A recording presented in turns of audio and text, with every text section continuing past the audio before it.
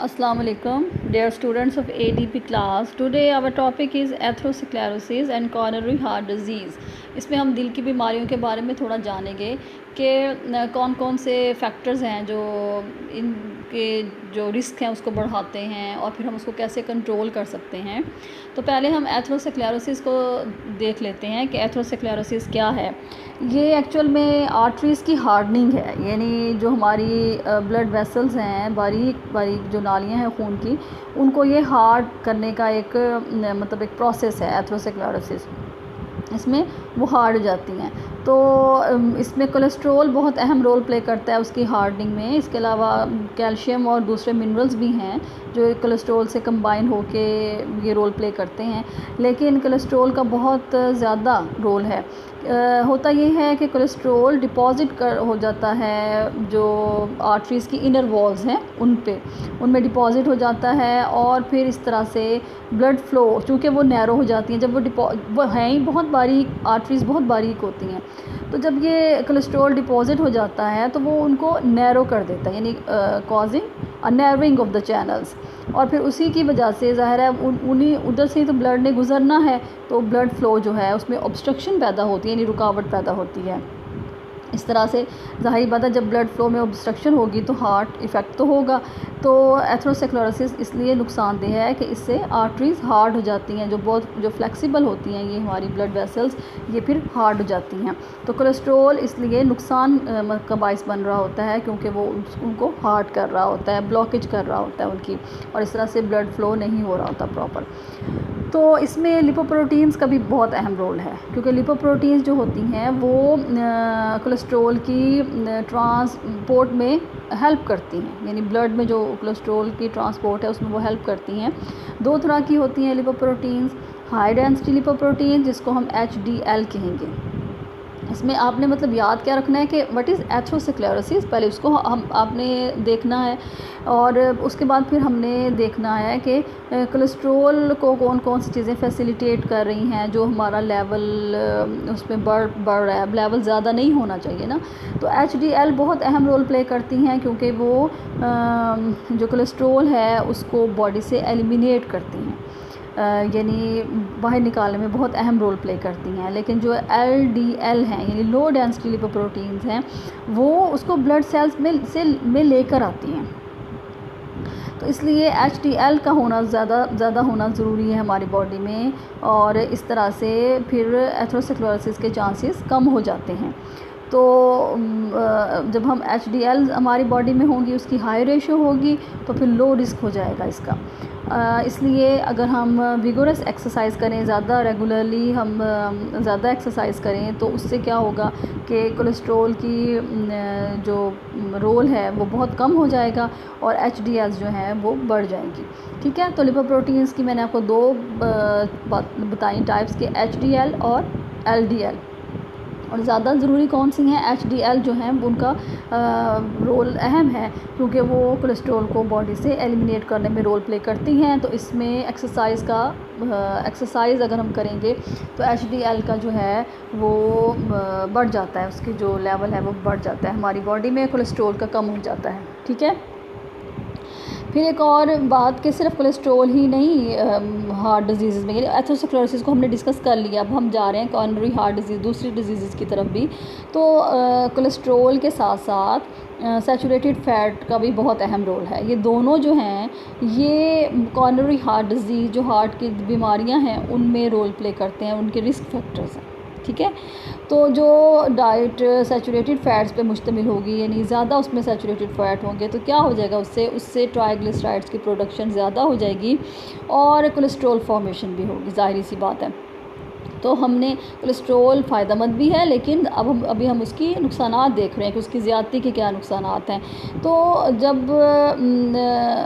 मतलब हम saturated fat लेंगे, यानी वो जिसमें घी है और चर्बी वगैरह ऐसी चीज़ें हैं, मक्खन वगैरह, वो हम ज़्यादा लेंगे तो क्या होगा, उससे फिर ये कोलेस्ट्रॉल की फॉर्मेशन ज़्यादा हो जाएगी। तो इसलिए कार्डियोवैस्कुलर डिजीज़ के चांसेस बढ़ जाएंगे, हार्ट की डिजीज़ के चांसेस बढ़ जाएंगे।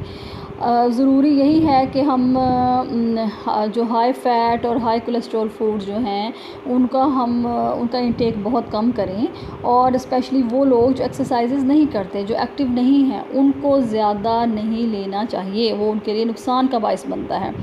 और अगरचे के कोलेस्ट्रॉल हमारे बॉडी फंक्शंस के लिए ज़रूरी है, लेकिन ह्यूमन बॉडी जो है उसको अपनी एक्टिविटी के हिसाब से फ़ूड लेना होता है। अगर वो एक्टिविटी के हिसाब से फ़ूड नहीं लेती तो वो फ़ूड उसके लिए नुकसान का बायस बनता है। इसलिए सैचुरेटेड फ़ैट की मिक़दार हमें कम लेनी है, हमें अनसैचुरेटेड फ़ैट जो ऑयल्स पे मुश्तमिल हैं वो हमें लेने हैं।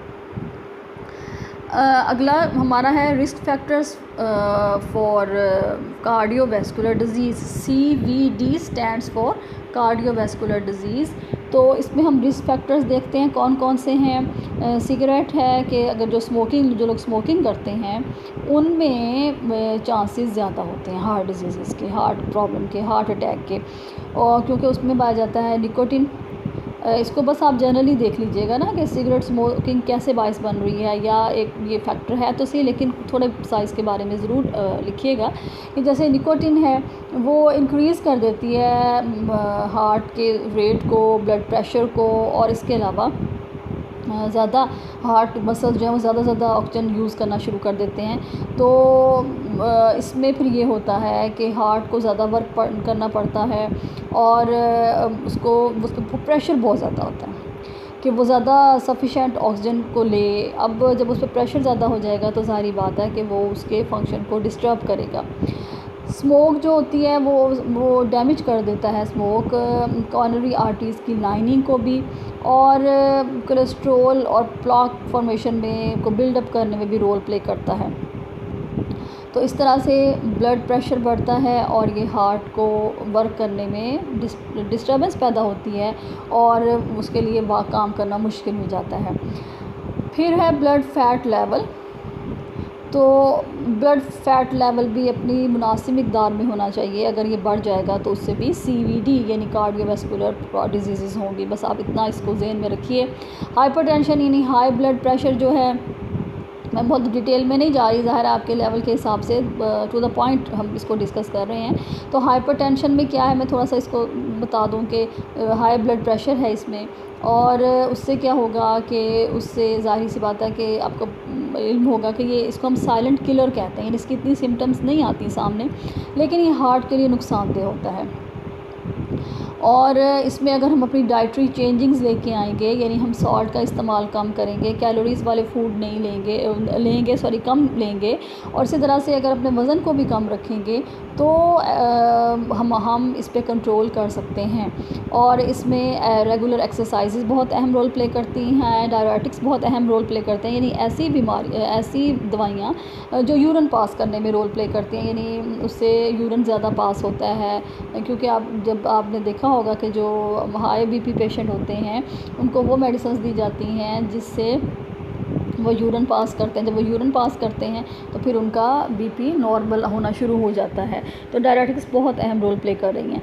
इसके अलावा एक्सरसाइज, लैक ऑफ एक्सरसाइज और ओबेसिटी का भी बहुत रोल है उसके रिस्क में, इस बीमारी के रिस्क में, कि जो लोग इनएक्टिव होते हैं तो ऑटोमेटिकली वो क्या होते हैं, वो ओवरवेट होते हैं। अगर वो फूड ज़्यादा सैचुरेटेड फ़ैट पर मुश्तमिल खा रहे हैं, कार्बोहाइड्रेट फूड खा रहे हैं, तो क्या होगा कि वो ओबीस हो जाएंगे। और ज़ाहिर है उनका लाइफ़स्टाइल ऐसा है कि वो ज़्यादा काम भी नहीं कर रहे, तो इसलिए उनको अपने लाइफ़स्टाइल को चेंज करना होगा, अपनी डाइट को चेंज करना होगा, एक्सरसाइज करें, और एक्सरसाइज करने से उनका जो ब्लड प्रेशर भी कम होगा और हार्ट की वर्किंग भी अच्छी होगी, ऑक्सीजन का इंटेक भी अच्छा होगा, और इस तरह से लाइफ जो है वो उनकी अच्छी गुजरेगी, यानी इस बीमारी के बगैर। डायबिटीज़ का भी रोल है CVD में, कार्डियोवैस्कुलर डिजीज़ में। तो आम तौर पे ये होता है कि डायबिटिक पेशेंट में ज़्यादा इसके चांसेस होते हैं।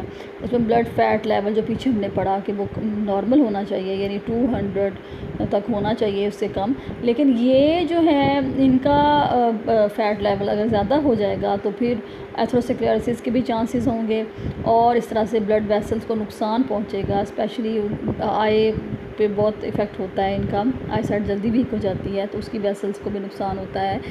तो इसमें डाइटरी कंट्रोल रोल प्ले करेगा, एक्सरसाइज है वो, मेडिकेशन ली जाएगी, तो CVD को कंट्रोल किया जा सकता है। अगला जो रिस्क फैक्टर है वो इमोशनल स्ट्रेस है, यानी अगर आप टेंशन लेते हो, आप छोटी छोटी बातों पे और हर वक्त अगर टेंस माहौल में रहते हो, तो उससे भी आपका जो है हेल्थ इफेक्ट होगी और हार्ट पे कार्डियोवैस्कुलर डिजीज़ के चांसेस होते हैं। कुछ ऐसे रिस्क फैक्टर्स हैं जो कि अनऑल्टरेबल हैं, उनको हम तब्दील नहीं कर सकते, उनको हम कंट्रोल नहीं कर सकते। जैसे हेरिडिटी है, हेरिडिटी जो है उसमें क्या है, विरासत में हमें अगर ये बीमारी मिल रही है तो उसके भी हिस्ट्री बताती है कि उन लोगों को भी चांसेस होते हैं। फिर एज है, जो एज बढ़ती है इसके चांसेस बढ़ जाते हैं। स्पेशली अगर हम देखें तो 65 इयर्स के जो लोग होते हैं उनमें 75% होता है इस बीमारी का चांस। और अगर हम सेक्स को देखें कि मेल या फीमेल, उनमें से मेल जो होते हैं वो हाई रिस्क पर होते हैं। और ख़वातीन अगर हाई ब्लड प्रेशर की पेशेंट हैं, अगर उन्हें किडनी प्रॉब्लम्स हैं, अगर डायबिटीज़ हैं, तो फिर अगर वो 35 इयर्स की हैं तो उनमें चांसेस होते हैं। और इसके अलावा ये कि अगर वो स्मोकिंग कर रही हैं, पिल्स का इस्तेमाल कर रही हैं, उनके कुछ हार्मोनल फैक्टर्स हैं, तो भी CVD के चांसेस होते हैं। जहाँ तक बात है उनकी नस्ल की कि वो किस नस्ल से ताल्लुक़ रख रहे हैं वो लोग, तो अगर जो ब्लैक पीपल होते हैं उनमें CVD के चांसेस ज़्यादा होते हैं दूसरी रेसेस की निस्बत। ये तो हमने देखा रिस्क फैक्टर्स, और इसमें कुछ रिस्क फैक्टर्स जो थे वो हम एक्सरसाइज से, डाइट से कंट्रोल कर सकते हैं। टेंशन फ्री होकर, अपनी अच्छी ज़िंदगी गुजार कर, वॉक करके और हेल्दी फूड लेकर हम उसको कंट्रोल कर सकते हैं। लेकिन कुछ ऐसे हमने देखे जिनको हम जो हम चेंज नहीं कर सकते वो फैक्टर्स को, लेकिन यही कि वो अगर हम पॉजिटिव सोच के साथ रहेंगे तो हम इस बीमारी पे कंट्रोल कर सकते हैं। प्रिवेंशन और कंट्रोल में आप इसको भी पॉइंट्स में कीजिएगा कि कौन कौन सी प्रिवेंशंस करें तो हम इस बीमारी से बच सकते हैं। सबसे पहली बात, अपने लाइफस्टाइल को चेंज किया जाए। अगर आप सेडेंट्री हो, अगर आप इनएक्टिव हो, तो आप एक्सरसाइज की तरफ आएँ और आप अपनी डाइट के हिसाब से अपने आप को मसरूफ़ करें, अपने आप को एक्टिव करें।